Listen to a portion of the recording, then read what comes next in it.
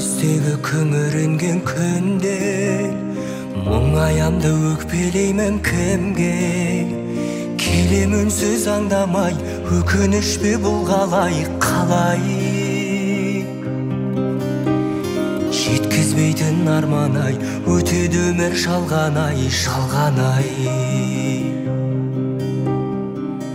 амал бар ма өмір осылай